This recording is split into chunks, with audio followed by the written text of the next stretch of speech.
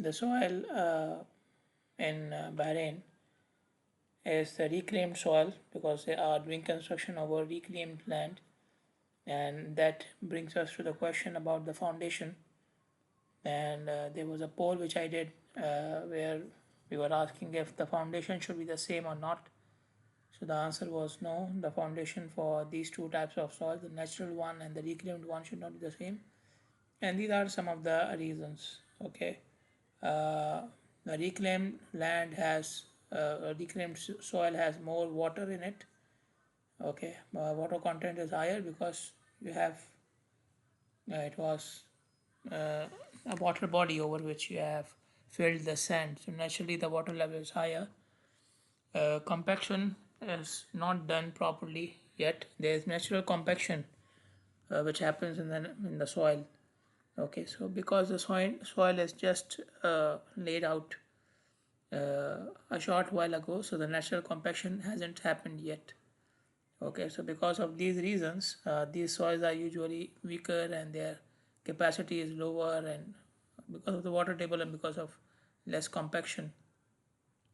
So using a normal foundation, they call it the shallow foundation.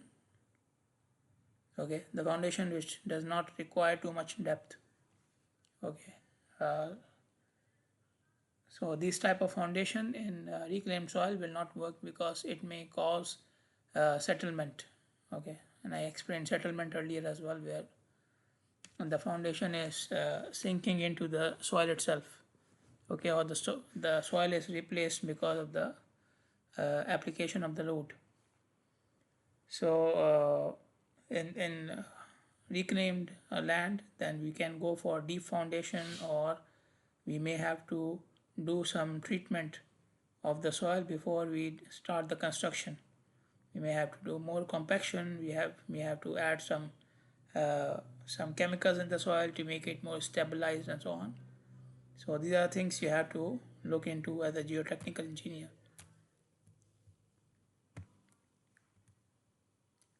Then we come to the field of transportation. The transportation engineer, obviously, he is designing the roads and highways and bridges and ports and airports and so on. But the design is not just calculating numbers. You have to look into certain aspects which are on which your design is based. For example, user behavior. Okay, so a small example of that is speed limit. Okay, so on you may have noticed that on certain roads the speed limit feels lower. Okay, and you would like to go over that, and you go over that.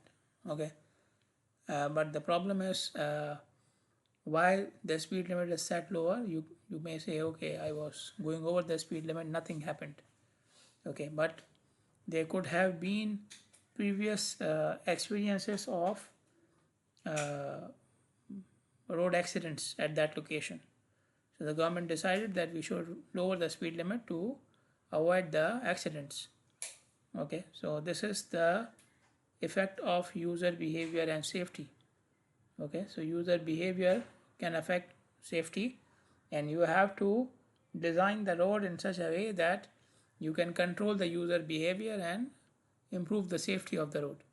Okay, then you also have to look at efficiency. Okay, efficiency means to do the same job with less time and less resources. This is efficiency, right? If you can do the same amount of job, the same amount of work with less time and less resources, that is called as more efficient. So the same thing is looked in terms of transportation as well. So if I can connect between 2 points with a smaller length of the road, I will try to do that. Okay, so there are different points I'm trying to connect with my road network, and uh,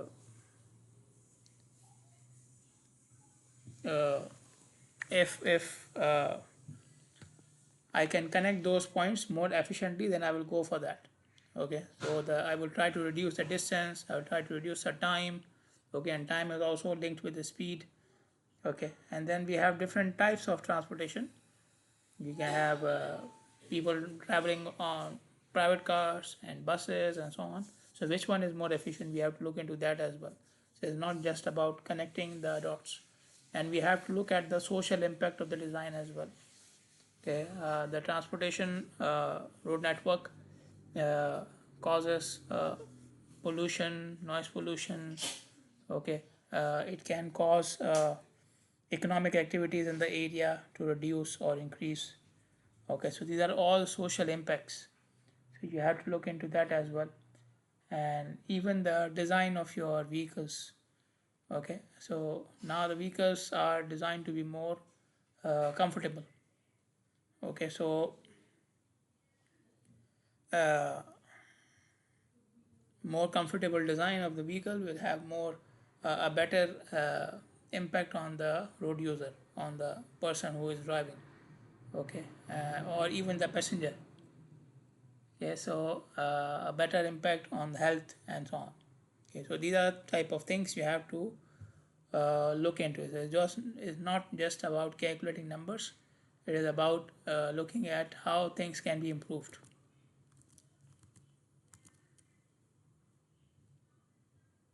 I didn't take the attendance yet. I'll do it at the end.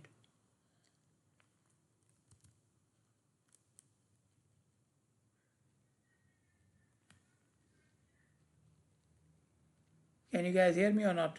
I asked the first question, everybody was hearing.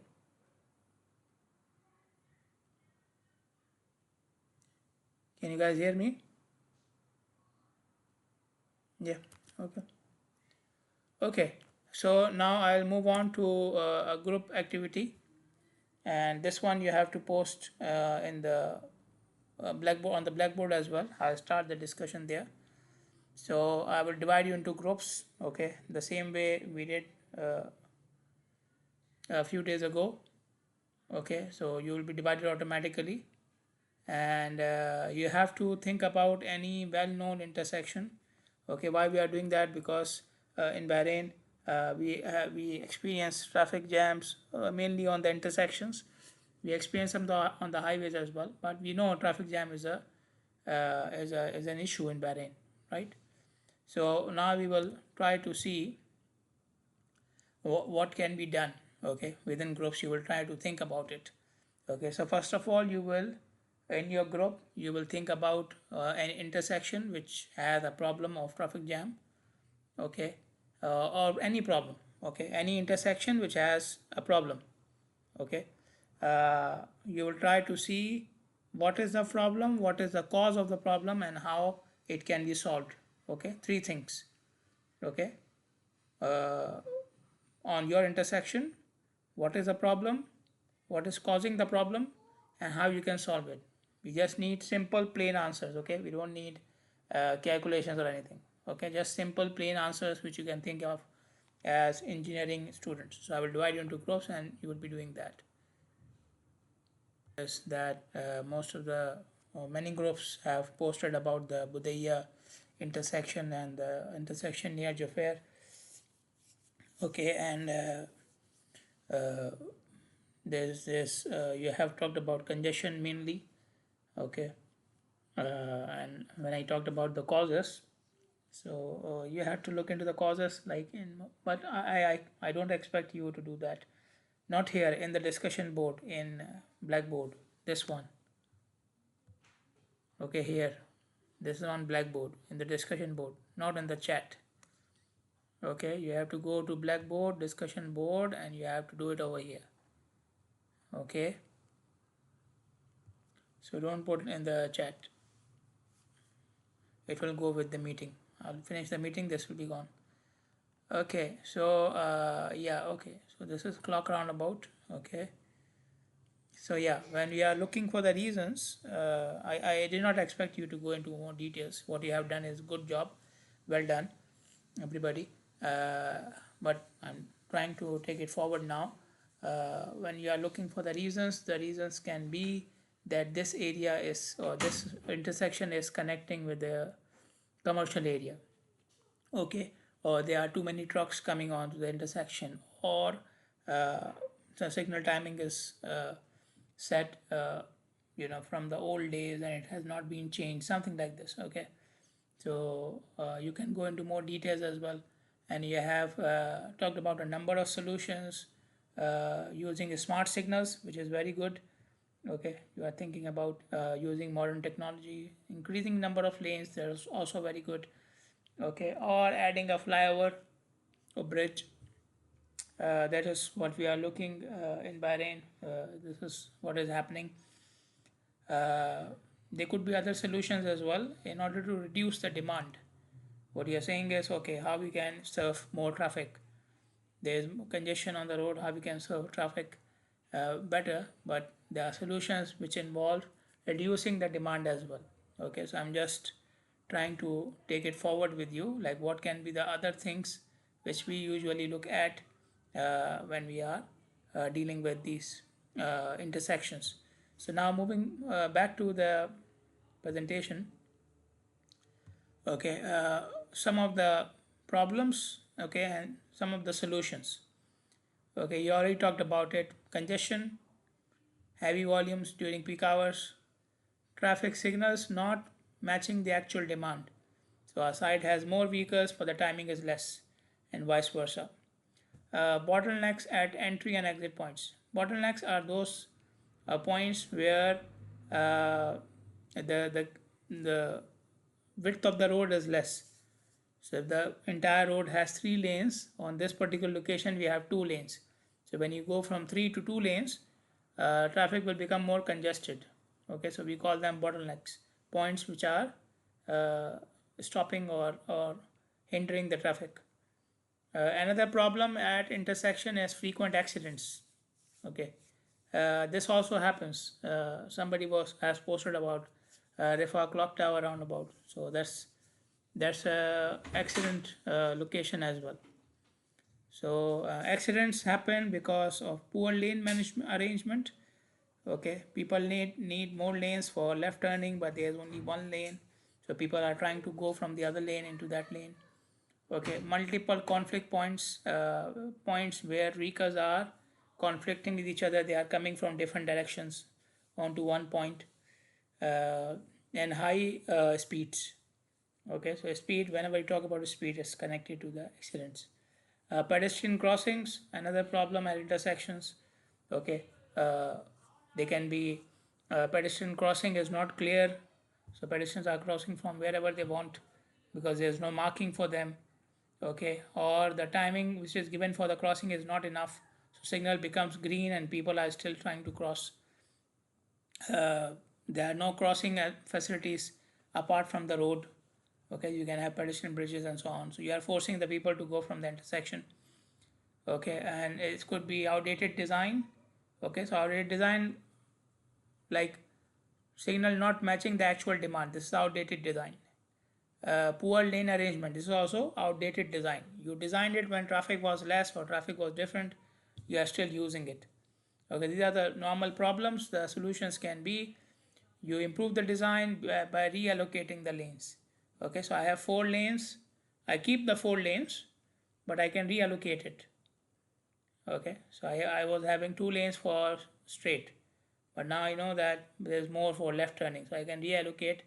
I can make 2 lanes for left turning and so on and so forth. I can add lanes as well. Okay, many of you have mentioned it. I can reduce conflict points by using, you will study it in highway and traffic engineering. But just to give you an idea that you can reduce conflict points by making better marking, putting separation between lanes or movements and so on. You can upgrade the traffic signal. We have talked about smart traffic signals as well, or you can just increase, just update the timing. Not a smart, just a regular old signal. Just update the timing according to actual demand. You can enhance pedestrian facilities. Maybe have a bridge or a tunnel for pedestrian crossing. Have better marking, increase the timing, and so on. And you can speed control the speed of the road. Okay, by speed humps, by speed cameras, by okay warning signs and so on and so forth. So on some of the intersections you may have seen that they put the warning sign to after 200 meters roundabout, after 200 meters signals. So this is to control the speed, so people don't approach the intersection at high speed. Okay, so again, what you have discussed, just to take it forward. Okay, then we move on to water resources engineering. Okay, and the role of water resource engineer is to make sure that you have continuous supply of water.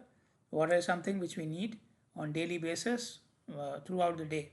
Okay, so it's not like uh, you can live without it for few days or something.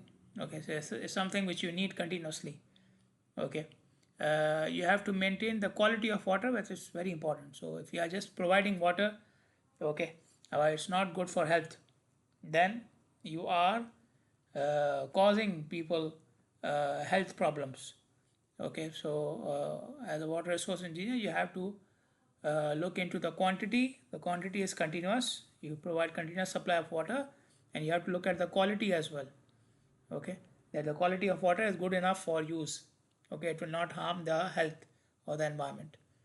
You have to protect cities from flooding. Okay, so rainwater management basically. When there is rain, okay, how we will drain the water from the roads and streets. Okay, so you have to design the drainage system as well, and you have to make sure it doesn't get clogged or blocked during the rain. So Bahrain, in case of Bahrain, we are relying. I asked this question in the last lecture as well. We are relying on desalinated water, sea water, okay, and uh, now we have started to have rains in last few years. So even nowadays we are having rains, and you can see it's unexpected. Like it's increasing. Yeah, every year it seems to be increasing. Okay, so when I came in Bahrain, the rainfall was less. Okay, like it did not continue for so many months. Now we are having rains in even March as well, March and April and so on. So it continues for longer times now. So you have to take these things into account as well. Okay, so for example, we are relying on desalination plants, and in the recent, it was in the news couple of days ago uh, about the desalination plant getting it and so on and so forth. So if we have a problem with the desalination plants, then it will affect the water supply. Okay, so we are not, obviously we cannot, as engineers we cannot account for these types of things.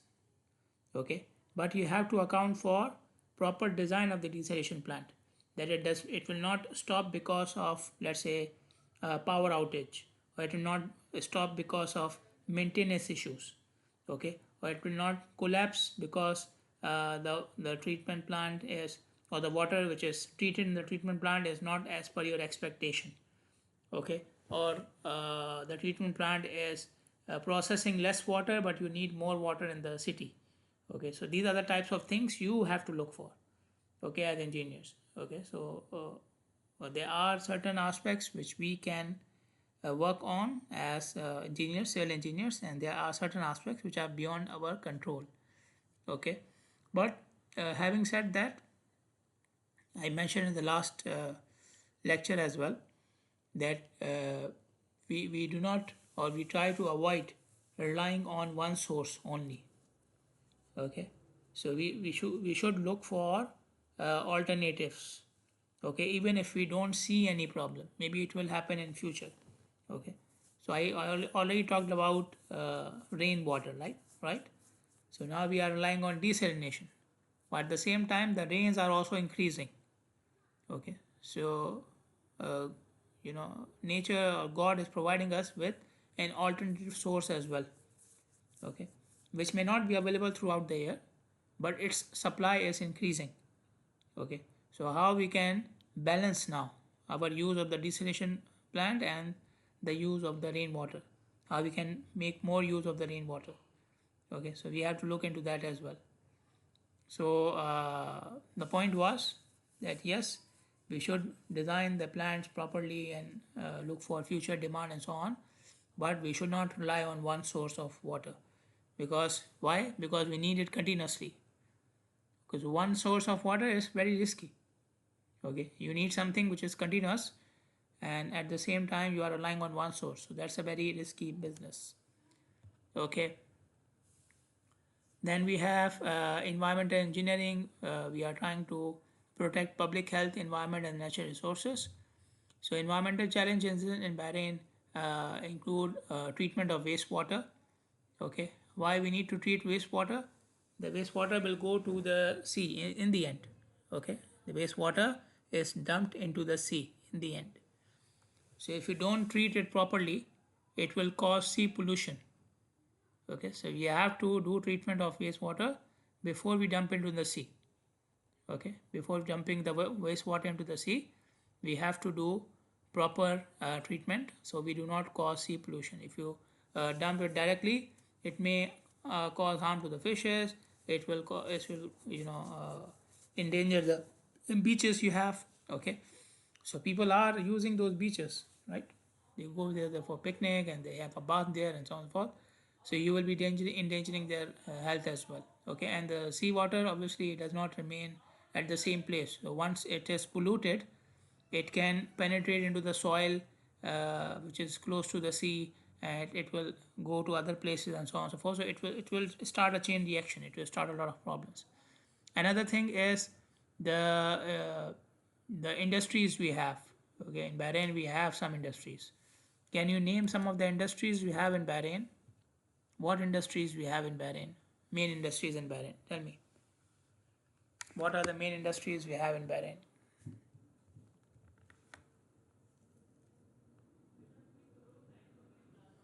Yes. Aluminium. Yes. Okay. Anything else?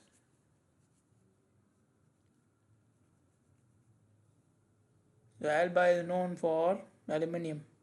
Which other big corporation we have in Bahrain? Anyone? Babco for oil. Yes. Okay, so we have these industries. These industries, if you have visited the if you have visited the areas, yes, Babco and Alba, two big industries we have.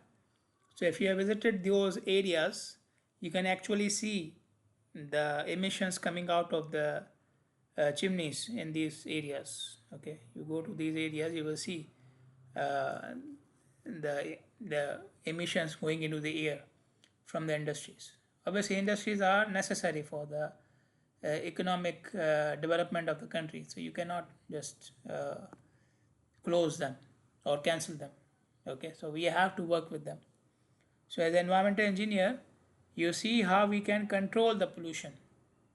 Okay, so first of all, when industry is being developed, constructed, you will calculate how much emissions and what type of emissions, because each process is different.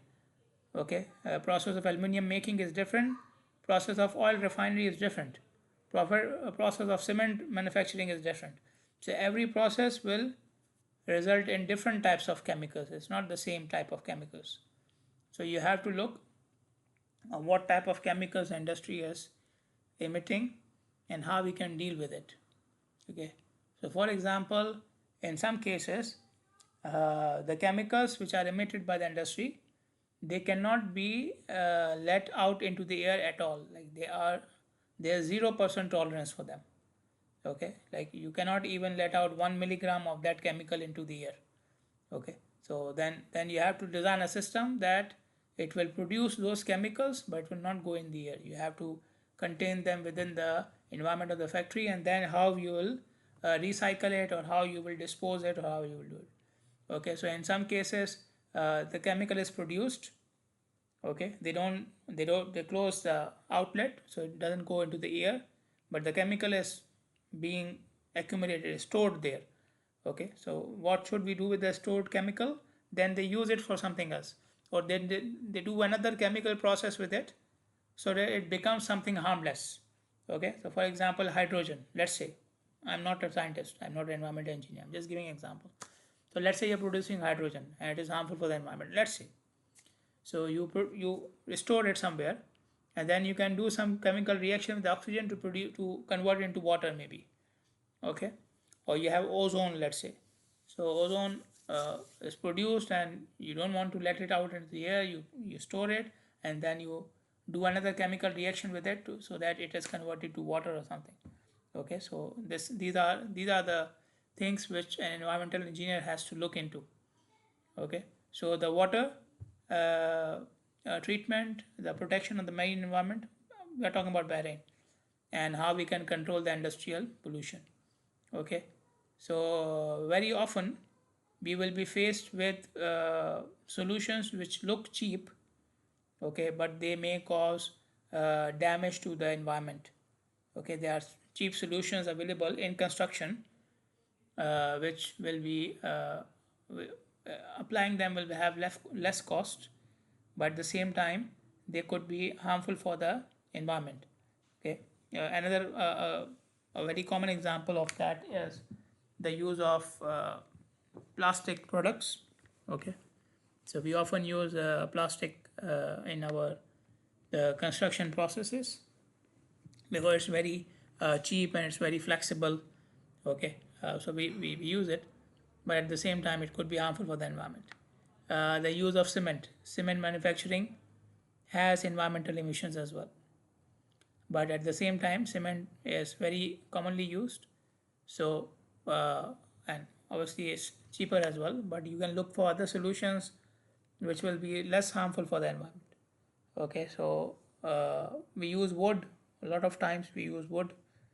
Okay, and wood is coming from trees. You have to cut down the trees to get the wood. So it may look cheaper solution, but at the same time you know that the source is you are disturbing the environment.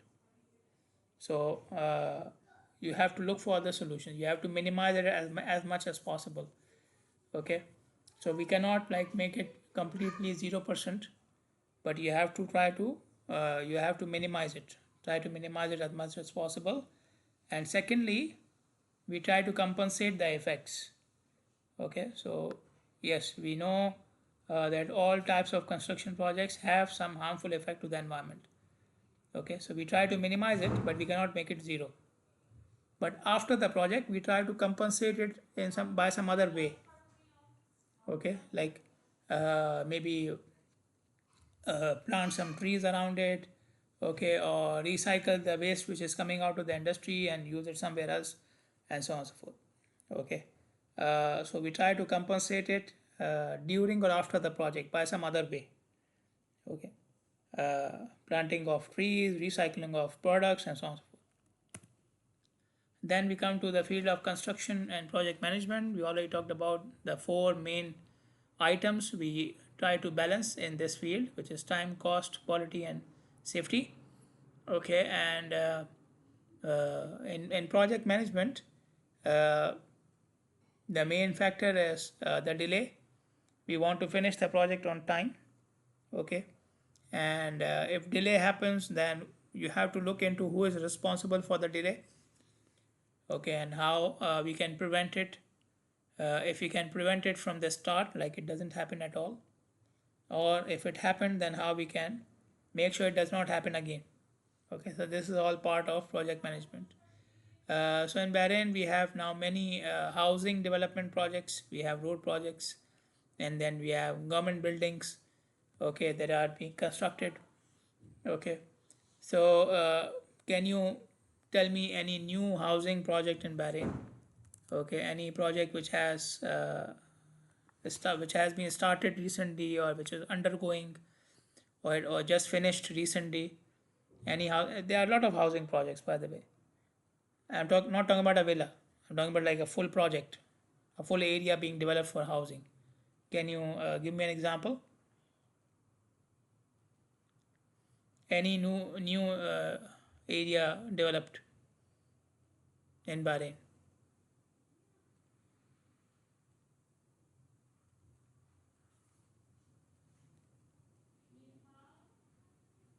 Yes, anyone?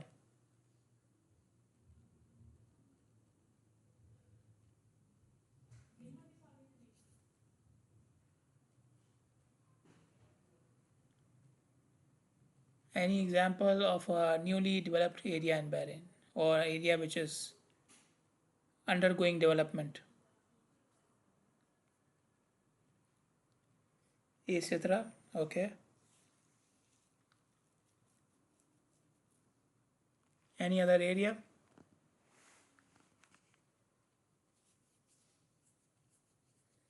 Maharak Ring Road. That's also good. Which area is more famous? It is like undergoing development. It's very famous. Inside Bahrain and outside Bahrain. Which one is that? They are Maharak. Yes. Okay. So and these are big projects, right? These are big projects, and they include housing and road and other types of buildings as well. So there's a lot of management going on in these projects. Okay, because of their size and because of the different types of construction happening there, the management is very important in these projects. Okay, so let's say there's a government housing project, okay, which is to be completed in 18 months, but after 12 months there were some delays in the project. So in the middle of the project, some delays happened. There are three parties which are involved in the project: the engineer, the contractor, and the authority himself, themselves. The engineer means a design, the person who did the design. Okay. And then we have the contractor and then the authority. The authority is the client. Okay. Because it's a government project. The delay happened because of these issues. Okay. There was a delay in material delivery. They have ordered some material, it came later than expected. Okay. Or planned. There were some design changes which happened during the construction. So construction was going on, and some design changes happened. And the government was pressurizing, or they were pushing, or they are pushing to finish the project before an official deadline. Okay, so they are saying no, no, no. This is about official deadline. You have to finish the project on this. Okay, so on these issues, this is what each party is saying. Okay, the engineer is saying I approved the design changes which were requested by the government authority. So the client asked for some design changes. They asked the consultant.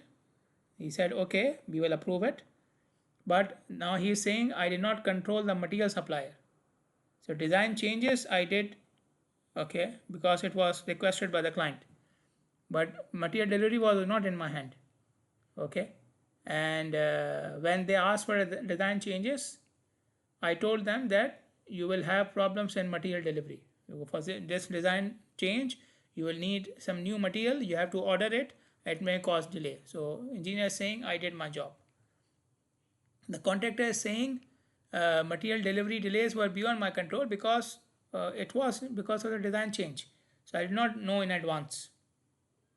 Okay, I did not know in advance that that this will happen. So I would have ordered the material in advance. Okay, and the project duration was not officially adjusted. So when they made the design change, they did not change the plan of the project. It still remained the same 18 months project. So they changed the design, which required new material, but they did not change the plan. So contractor is saying it's not my fault. I did not change the design. Okay, and I did not know about the change, so I did not do the ordering in advance. The government is saying we requested the change because it was good for the project quality, and we have to meet the official deadline because it's from the the big bosses, and so that's why we did not approve official extension in the time. Okay, we want to improve the project quality, which is not bad, but we are bound that we have we have to follow the official deadline because it's from our ministers or whatever. Okay, so in your opinion, who is the culprit here in this case? Okay, who is the party which is you know causing the problem? Who should we blame for the delay? Tell me.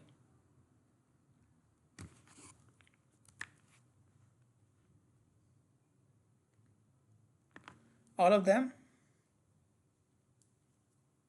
So all of them should be put in jail, huh? the project will stop, right? Okay, anybody else? Who should be blamed for the delay? Fatma is saying all of them.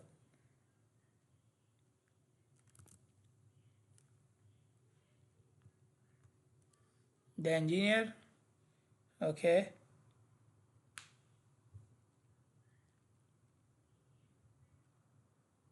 Any other idea by anyone?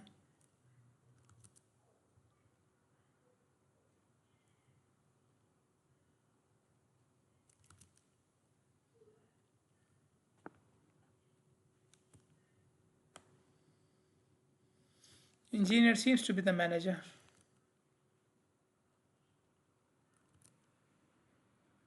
By management, you need the government. I don't know. The government authority. Okay,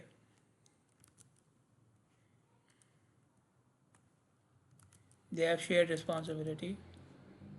Government and the engineer. Okay, so yes, we can say that they are equally responsible. How the government authority requested the change, and they were supposed to adjust the timeline. They did not do it. The contractor is supposed to responsible for material planning and risk management. So he should have thought about uh, some risk with regards to the material delivery. Okay, so he should have had some backup plan. If I need more material, what would happen? Okay, and the engineer is responsible for early warning, documentation, and communicating the impact of changes on cost and time. So when he informed, he should have documented it and gave early warning to the contractor and the government before he approved the design changes and so on and so forth. So the delays in construction projects normally do not happen because of one party, but it is because of poor coordination and communication. Okay, so in the case of this project, can you give any action that would have prevented the delay in this case? So yes, the delay happened, everybody is responsible. We should do whatever we want with them, but is there any solution to this problem now? If I have this project in future, what action can I do to not have this problem?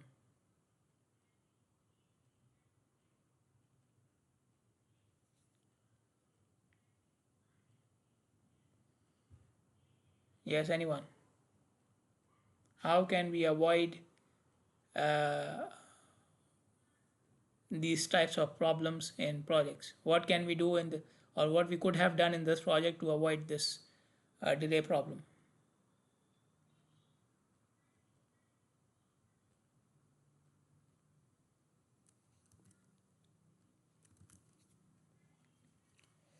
Yes, everybody is responsible, yes, but now we are talking about not the blame, we are talking about the action.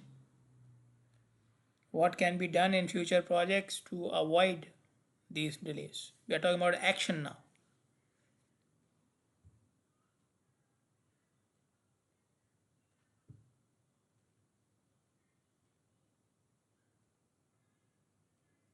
Increase the timeline, use more equipment. Yeah, very good. Understand the problem. This is what we have done now, right? You understood the problem. Zara is saying I didn't even understand the problem. So why are you asking me?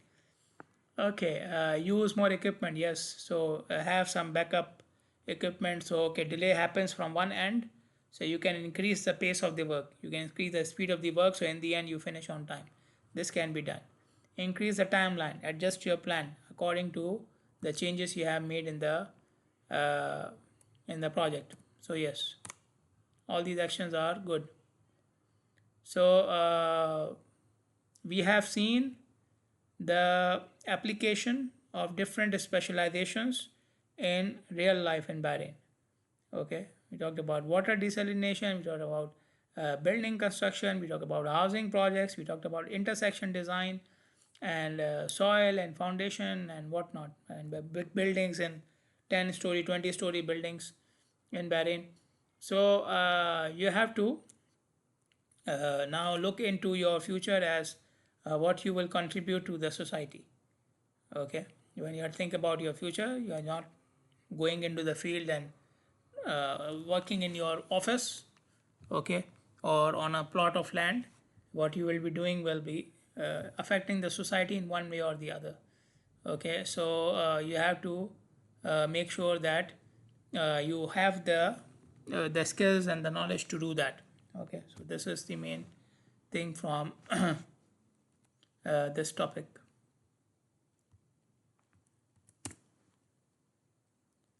Okay, now we are moving on to another topic which we have touched a little bit earlier as well, about ethics. Okay, using ethical judgment in engineering practice, how we can do that. Okay, so first of all, ethics apply wherever we are doing something which will affect others.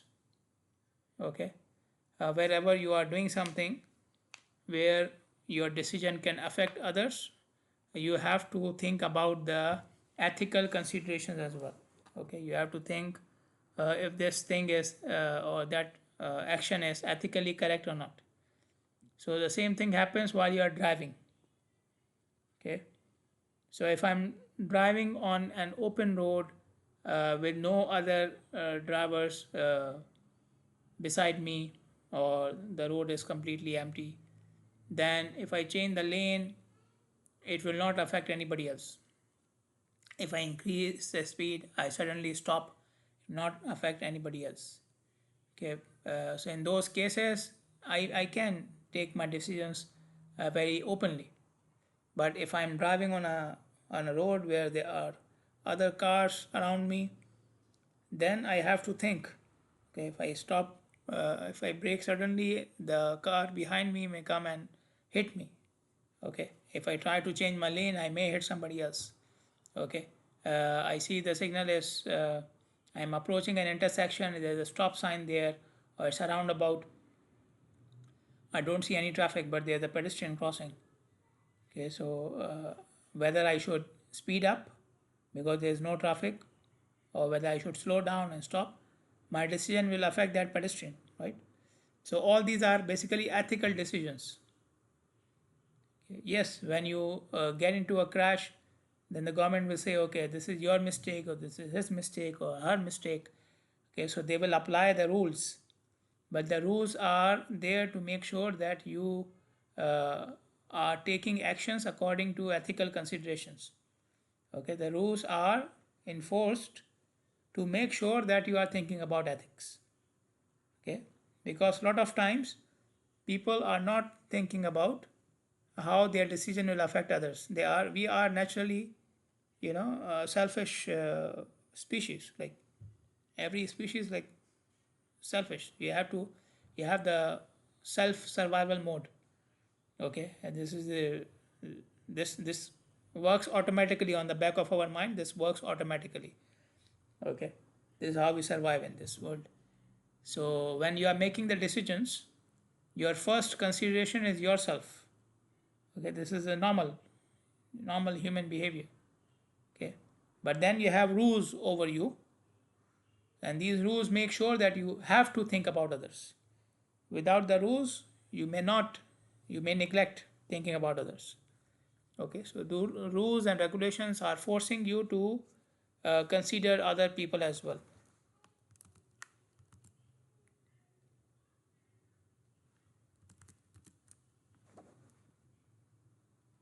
I will update it, no problem. Okay, after the lecture, inshallah. Okay, so ethics is all about how we treat others. Okay, how we consider others into our decisions, and these are the principles and values that guide a person about a decision, and uh, this is these are the principles and values on the basis of which you will consider a decision as good or bad. Okay, ethics tells you whether your decisions are good or bad. They provide you the principles, the rules, according. I'm talking about the government rules. I'm talking about the natural rules. Okay, the ethical rules that tell you that this decision is good, this decision is bad. If you do this, you will cause harm to the other people. So this is bad. If you don't do this, you will cause harm to the other people. So this is bad. So ethics tells you whether decisions are good or bad based upon what it or how they will affect others. Okay. Uh, so in engineering, ethics is not just a philosophy. Okay, it's not something which you are just philosophy is something, okay, this happened, then this happened, then this happened. Okay, so this is all philosophical. Okay, you are thinking about, okay, today there was rain, so maybe the rain happened because the god is, Allah is pleased with us, and the rain happened because of this and this. This is all philosophical. Okay, but in engineering, you will see the real effects of the decisions. If you are not considering ethics, you will see its real effects on the people. Okay, so the results are very real. Okay, they will directly affect the people. So that's why you have to consider it. Okay, so the purpose that we are going through this topic is to build engineering judgment, ethical judgment in yourselves. Okay, we used to have in the old course plan, we used to have a dedicated course on engineering ethics. Then they replaced it with this. So this is, this course does not only have ethics, it has other things as well, which we have discussed earlier. But ethics is so important that we used to have a dedicated course on it. So when you are dealing with engineering cases, engineering projects, you have judgment on what is good ethically and what is bad ethically. This is the whole point of having this topic here. Okay, because you will face different situations in which you have to make these decisions. Okay, and the thing is that in those situations, you will be faced with uncertainty. You are not certain. So whatever decision you are taking, you are not 100% sure what are the results. I already gave the example of the road projects. So when we are designing the road, and you have given the example of intersections which have congestion, okay, and I have given the example of some road which have many accidents. So when we were doing the design, did we design it for congestion? Did we design it for accidents? No, but they are happening. Okay, so this is the uncertainty in the real world. Okay, so when you are faced with real situations, you are not sure what is going to happen because of my decision in the future. Okay, so this creates a lot of problems. Okay, and then we have the pressure that we have limited time, we have limited cost, we have limited team. Okay, so I can do more, I can do better in my design, in my project, but I have limitations. Okay, so I'm not sure what will happen in the future, and I have limitations. So somebody says, okay, I will build a road that is never going to have any accident because I will separate each lane and I will make the best design. No, you cannot do that because it will have a lot of cost, but it will need a lot of time. So you have to live with it. You have to balance it. Okay, and at the same time you have the responsibility for public safety as well. Okay, so you have to balance the cost, time, and you are not sure about future. At the same time, your decision will affect public safety. So this is where ethics come into play.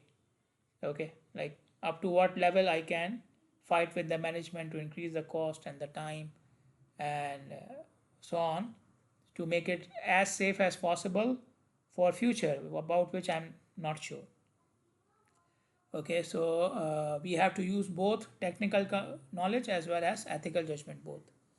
Okay, uh, many engineering disasters happen because of the engineers did not think about the future consequences of their decision.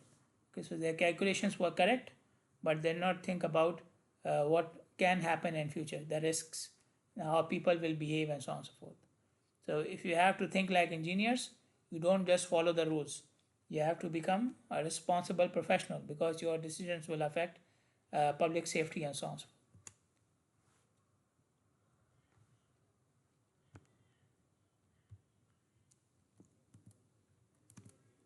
Okay, so ethics is not only applied when you graduate. Ethics is also applied when you are part of the uh, part of the studies. Okay, so and ethics is applied to the teachers as well.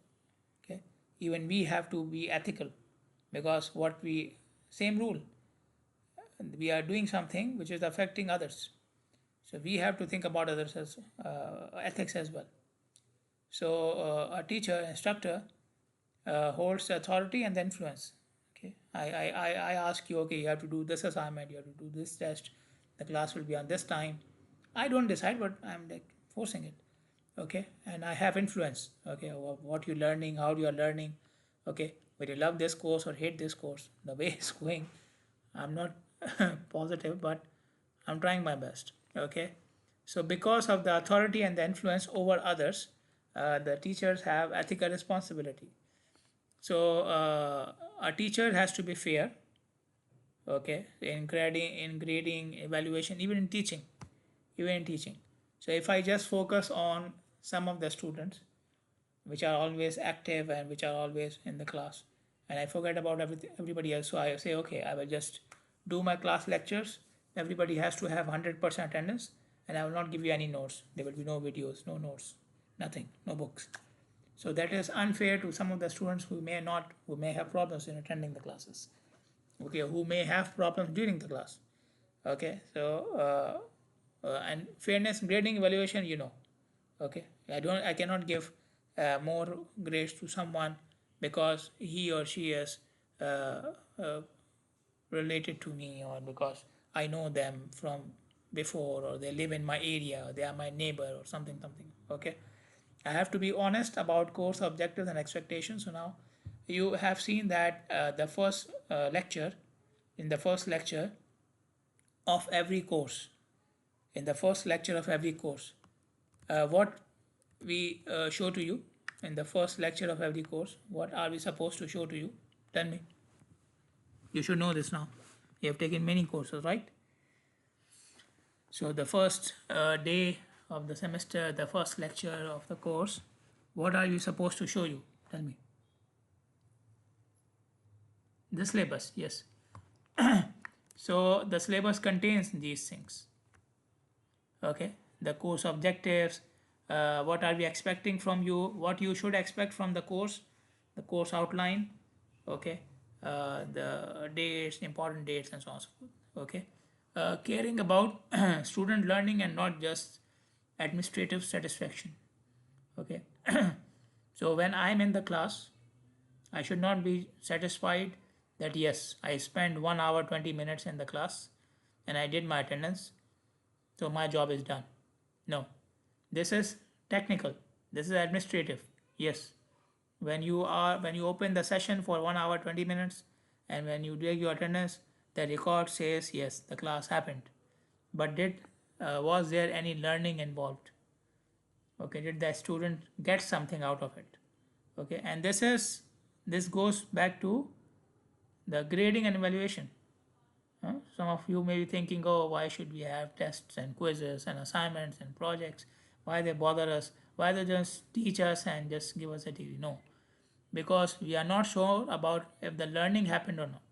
So grading and evaluation is not only for you; it's also a feedback for us. Okay, so bad results tell you that yeah, you made some mistake. The student did not learn properly. Okay, if there were any mistakes in grading or explanations, a good, an ethical and honest teacher should, you know, he should admit it. Okay, this happened. Until you don't accept it, you will not correct yourself. Okay, until you do not accept your mistake, you do not correct yourself. We discussed this thing in the first topic. Okay, and we called it victim mentality. I don't know. Okay, that you are always blaming others. Okay, so no, it was not my mistake. Okay, nothing happened in grading, I did everything right. A mistake is the student's mistake, or the administration mistake, or problem with the system, huh? Very popular now. Problem with the system. I don't know what happened. Okay, if you made any mistake, you have to admit. If you said some phrases in the class, it happens. I'm saying a lot of things in the class, and eventually, then some of them I may miss speaks some of the stuff. Okay, so you have to admit it that this was right, this was wrong, and we try to provide educational benefit. Okay, we try to build the students. Okay, we try to build the character in the students. Okay, they can handle pressure. We talked about ethical judgment. Okay, so this is what we call as educational benefit. Okay, that in the end the student is getting something out of it. Okay, he's learning new stuff and he's also building himself. Okay, so it's not just getting new knowledge. Okay, so we are teaching for student growth, not for personal comfort or institutional pressure. The student is the main beneficiary here. Okay, so I will stop here, and